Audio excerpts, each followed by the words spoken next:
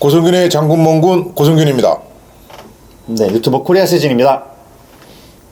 트럼프가 다시 미국 대선에서 승리했습니다.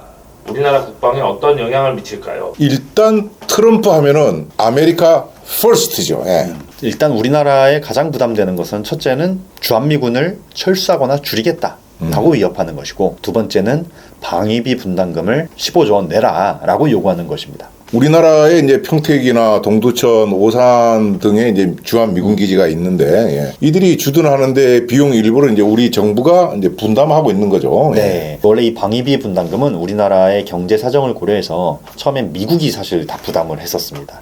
그러다가 한국의 경제력이 점점 성장을 하고 1991년부터 우리가 매년 일정 부분을 내기 시작했습니다. 이때 한 1,000억 원으로 시작을 했었는데 2024년 이제 1조 원을 좀 넘겼습니다. 트럼프를 내세운 미 공화당이 행정부뿐만이 아니라 상하원까지 이번 선거에서 거의 이제 장악했다고 하니까 방위비 분담금을 올릴 가능성이 상당히 높아졌다. 예, 트럼프가 한번 선거에서 미끄러져 본 경험이 있지 않습니까? 그렇지. 그래서 대통령 재임 시절을 회상하는 그 자리에서 주한미군 주둔 비용을 50억 달러까지 못 올린 게 아쉽다라고 말했습니다. 그런데 이번에 대선 후보가 된 다음에는 50억 달러가 뭐냐, 2배 오른 연간 100억 달러, 우리 돈으로 약 14조 원 정도 되는 어마무시한 돈을 한국에 요구하겠다라고 주장했습니다. 지금 내고 있는 분담금의 거의 뭐 10배가 이제 넘는 거죠. 그러니까. 네, 예. 2026년부터 5년 동안 한국 정부가 미국에 낼 방위비 분담금이 물가 상승률을 고려해서 한 1조 5천억 원 정도 매년 그 정도 내는 걸로 정부에서 합의를 했습니다.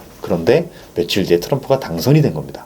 그래서 언제든지 이거를 파기하거나 다시 재요청하거나 할 수 있는 상황이 된 겁니다. 그렇죠. 이 국가 간 협정과 조약은 한 국가의 이제 주권 사항이라서 이론적으로는 대통령의 뜻에 따라서 이제 파기할 수도 있다는 거죠. 예, 이 자체가 그 국회 의결사항이 아니기 때문에 대통령의 의지에 따라서 얼마든지 그렇게 할 수 있습니다. 방위비 분담금이 너무 한 번에 오르면 우리나라한테 너무 큰 부담일 것 같은데 이걸 거절하면 어떻게 되나요? 트럼프 당선인이 처음 대통령 할 때 이 한국뿐만 아니라 여러 나라의 방위비 분담금을 올리라고 요구했습니다. 당시 독일 총리 메르켈과 충돌하면서 독일 주둔 미군 병력의 3분의 1을 그냥 철수시켜버렸죠. 당시 트럼프가 이제 미군 철수 이유에 대해서 독일이 GDP의 2%를 분담금으로 지출하지 않았기 때문이지 다른 이유는 이제 없다고, 이제 돈 문제라는 거죠. 그러니까. 예. 예. 아마 기업인 출신이다 보니까 이 거래에 워낙 능숙해서 그러는 것 같은데, 우리 한국으로선 상상하기도 힘들지만 이 방위비 분담금에 대해서 트럼프의 요구를 맞추지 않는다면 주한미군 규모를 축소하거나 아니면 철수까지 엄포를 놓을 수 있는 상황입니다. 최악의 경우 그렇게 갈 수도 있다. 예. 네. 지금 러시아와 이제 나토 간의 갈등이 이제 깊어지고 있는데, 만약에 트럼프는 이 나토 회원국들에게도 이제 방위비 분담금을 제대로 GDP의 3% 수준으로 내지 않으면은 이 국가들에 대해서도 미국이 보호하지 않고, 예, 오히려 러시아가 이들에 대해 침공하도록 독려할 것이다. 뭐 심지어 이렇게가 이제 말했었죠. 예. 트럼프가 우리가 방위비 분담금을 지급하고 있는데도 피넛이라는 표현을 썼어요. 왜 그랬을까요? 너무 작다는 거지. 그러니까 예. 미국이 지금 대한민국을 지켜주려고 와 있는 거니까 너희들이 돈을 다 내야 되는 거 아니냐, 쉽게 이 말이 하고 싶은 거지. 예. 그리고 남는 돈이 뭐 많든 적든 간에 그거를 자기들 이제 미국 국민들을 쓰겠다. 아메리카 퍼스트니까. 예. 그리고 좀 첨언을 하자면 한국이 삼성도 있고 현대도 있고 미국에 차도 많이 팔고 전자제품도 팔고 이러는데 돈 많이 가지고 돈 많이 하는데. 버는데 왜 우리한테 돈을 그렇게 조금 내느냐. 그래서 산업적인 측면에서 전방위적으로 이 동맹을 압박하는 과정에서 한국도 그렇게 현금 인축이다 뭐 이렇게 얘기를 하는 맞아. ATM 그런 것 같습니다. 주한미군 철수 위협을 기회로 삼아서 자체 핵무장하자는 의견에 대해서는 어떻게 생각하시나요? 네, 완전히 불가능한 얘기는 아닌 것 같습니다. NPT, 핵 확산 금지 조약이라고 해서 핵무기가 더 이상 세계 각국으로 퍼지지 않도록 하는 국제 조약이 있습니다. 이 조약을 위반하면 강한 제재를 받게 되는데, 미국이 용인만 하면 사실은 이 제재가 형식적으로 이루어질 수도 있습니다. NPT에 따라서 이제 비핵 보유국이 핵무기를 보유하는 것과 그 다음에 이제 핵 보유국이 비보유국에 대해서 핵무기를 이제 양해하는 것이 둘 다 안 된다는 거죠. 그것 때문에 이제 우리나라는 핵을 가질 수가 없는데, 만약에 미국이 한쪽 눈 감고 묵인해 준다면은 우리도 프랑스나 과거 인도처럼 자체 이제 핵무장이 될 수도 있다. 뭐 이런 얘기죠. 예. 예, 다만 이제 주한미군을 철수시킨다는 조건으로 독자 핵무장을 하겠다고 하면 좀 위험할 수도 있죠. 그래서 가장 합리적인 시나리오는 주한미군이 지금 규모로 남으면서 네. 우리도 잠재적으로 북한의 핵 위협에 대한 대비 능력을 갖춰나가는 것이 가장 무난하지 않나 이렇게 생각합니다. 네. 바이든 행정부는 이제 여러 번 한국에 이제 핵우산을 제공하겠다고 이제 확신을 줬는데 트럼프는 오히려 방위비 분담금으로 이제 우리를 위협하면서 핵우산에 대한 확신을 무너뜨릴 가능성도 있다는 거죠. 네, 핵우산이라는 게 이렇게 우산을 펼치면 우리가 같이 비를 피할 수 있는 것처럼 한국이 적대 세력에게 핵무기로 위협을 당하더라도 미국이 가진 핵 자산으로서 우리를 같이 막아주겠다는 의미입니다. 트럼프가 이제 대통령이 됐으니까 이런 어떤 핵우산 제공 확신이 좀 떨어질 수도 있기 때문에 이제 우리로서는 어떤 자체 핵무장이 필요한 게 아닌가 네. 이제 이런 이제 고민을 하게 되는 거죠. 네, 그래서 트럼프 1기 행정부를 보면은 이 한국이 이 방위비 분담금을 올리는 것에 대해서 이 정부 차원에서 굉장히 좀 난색을 보였습니다. 그래서 1년 반 거의 2년 가까이 주한 미국 대사가 없었던 적도 있고 맞아요. 예. 또 그때 뭐 코로나도 있고 여러 가지가 있었지만 어쨌든 한미 연합훈련이 확 축소되고 시뮬레이션으로 대체되기도 했었습니다. 방위비 분담금 문제가 해결이 안 되면은 이번에도 이제 여러모로 이제 골치가 이제 아플 텐데 이번에는 트럼프 1기에 요구하던 거의 2배나 요구하니까 이제 머리가 더 이제 아파지는 이런 어떤 형국에 놓이게 됐습니다. 네. 방위비 분담금은 어떤 곳에 쓰이나요? 일단 그 주한미군 부대들이 있지 않습니까? 거기에 있는 각종 시설들을 새로 짓거나 유지 보수하는 데 쓰입니다. 그리고 탄약을 저장하고 항공기를 정비하고 이런 데에도 쓰이고 가장 많은 비중을 차지하는 것은 주한미군 사령부가 한국인들을 고용을 합니다. 그거에 대한 임금들이 또 이 분담금에서 나갑니다. 주한 미군 기지에서 일하는 우리 한국인이 12,500여 명인데 이 중 이제 방위비 분담금에서 임금을 받는 노동자가 8,600여 명 정도더라고요. 네, 방위비 분담금의 한 50% 정도가 한국인 노동자들에게 들어가기 때문에 뭐 이 돈이 전부 다 뭐 미국을 위해서 쓰인다 이렇게 보는 거는 조금 팩트와 다를 수 있습니다. 그렇죠. 이게 돈이 몽땅 뭐 미국 본토로 가는 것이 아니고 우리가 내는 돈의 상당 부분이 다시 이제 우리 대한민국 경제로 돌아오는 이제 그런 구조를 갖고 있다 보니까 우리가 미군 주둔 비용을 줘야 되냐, 미군 나가라, 무작정 이런 주장은 이제 옳지 않다고 저는 보고요. 한미 동맹이 약해지지 않는 선에서 서로의 이익에 충실해서 균형점을 좀 잘 찾아 나가는 게 우리의 과제가 아닐까 이렇게 생각이 들어요.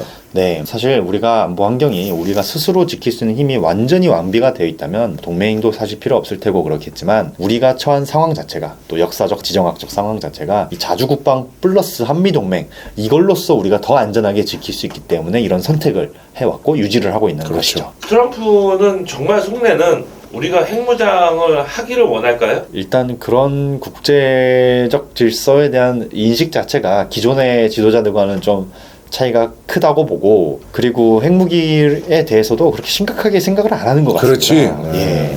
그냥 거래 중에 하나로 생각하는 것 같습니다. 그래서 저 개인적으로 가장 최악의 상황은 북한이 이제 우리가 적게는 뭐 한 50개에서 많게는 뭐 100개까지 핵탄두를 갖고 있다 그러는데 50개 인정해줘라. 나 앞으로 더 안 만들게. 이렇게 하면서 너 대북 제재 좀 해제하고 나도 좀 먹고 살도록 해달라. 이런 걸 요구할 수가 있는데 그런 것을 이제 트럼프가 더 이상 만들지 마. 50개는 내가 인정해 줄게.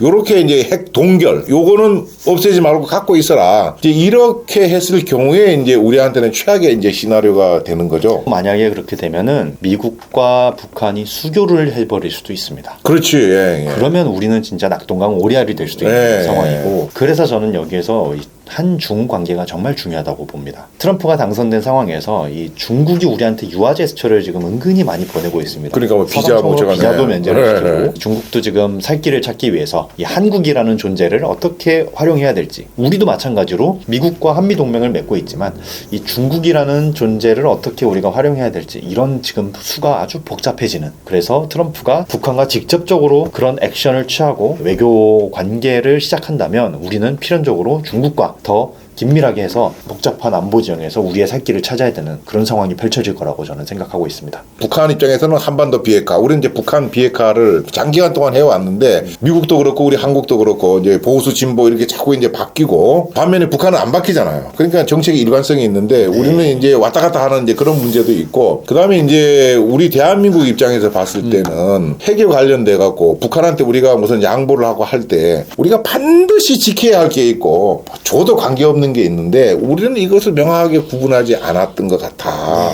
그래서 아까 이제 예를 들어서 북한이 미국하고 수교를 한다. 이거는 우리 입장에서 어떻게 보면은 꼭 반대 안 해도 되는 건데 그걸 허락하는 대신 우리 입장에서는 북한의 어떤 핵을 이거 어떻게 할 것인가 그걸 이제 명확히 이제 우리가 이제 해줘야 된다는 것이죠. 또 한편 우리 이제 국내 정치인들 중에서도 북한 핵 이런 걸 미군하고 연관 지어가고 뭐 미군 물러가라고 그러는데 그런 것도 사실은 미군이 물러가고 안 물러가는 것은 우리 입장에서는 절대로 양보해서는 안 되는 우리가 결정해야 될 사항이라고 저는 보는 거예요. 이거 양보하면 안 되잖아요. 예. 그 수교하는 것은 제 개인적으로는 양보할 수도 있다. 그러나 미군이 가고 안 가고는 가서는 안 된다고 저는 이제 생각하는데 그런 것을 전부 하나하나 이 테이블에다 올려놓고 예, 우리 이제 그 정부가 고민을 좀 많이 해야 되지 않겠는가 그런 생각이 갑자기 드네요. 네, 예. 그래서 다시 한번 말씀드리지만 이제까지 어느 교과서에도 없던 상황이 펼쳐지기 때문에 우리가 지정학적인 상상력 그리고 다른 나라들이 원하는 것은 무엇인지 결국 지피지기 백전불태의 정신이 지금 어느 때보다도 중요한 시기 같습니다. 아까 제가 중국을 말씀드렸는데 북한과 중국이 친해 보이지만 사실은 일종의 적대심을 서로 갖고 있습니다. 특히 그렇죠. 김정은과 시진핑은. 그래서 적의 적은 또 친구지 않습니까? 그래서 우리가 중국을 이 거대한 나라를 어떻게 또 활용할 수 있을까? 굉장히 실용적이고 전략적인 자세가 지금 한국에 필요한 시기라고 생각합니다. 존 F. 케네디 전 대통령이 이런 얘기를 한 적이 있습니다. 위기를 한자로 적으면 두 글자다. 하나는 위험이고 하나는 기회다. 점점 겨울이 오고 있지 않습니까? 그리고 또 이 국제 정세도 겨울이 오고 있다고 보는데 그렇죠. 예. 우리 동북아시아와 또 세계를 둘러싼 이 상황 자체가 굉장히 불확실성이 높아지는데 이 위기를 오히려 기회로 전환해서 우리가 더 강한 국가, 더 강한 국방력, 더 강한 경제를 이 건설하는 이 발판으로 이 시기를 삼았으면 좋겠습니다. 트럼프의 당선 그리고 뭐 여러 가지 우려들을 같이 고민하면서 이 말이 좀 떠올랐습니다. 야, 이게 정말 이제 멋진 말인데, 예. 나도 이 말을 듣고 떠오르는 말이 있어요. 아, 예. 예. 낙관주의자는 위기 속에서 기회를 보고, 비관주의자는 기회 속에서 위기를 본다. 예. 윈스턴 처칠의 이 말처럼 우리 이게 안 보여 채널도 예. 끝없는 위기가 계속되는 현재 상황에도 기회를 찾아내는 방송이 되도록 노력하겠습니다. 지금 소름이 돋는데 파이팅! 아, 예. 네, 오늘 영상은 여기서 마치겠습니다. 시청해 주셔서 감사합니다.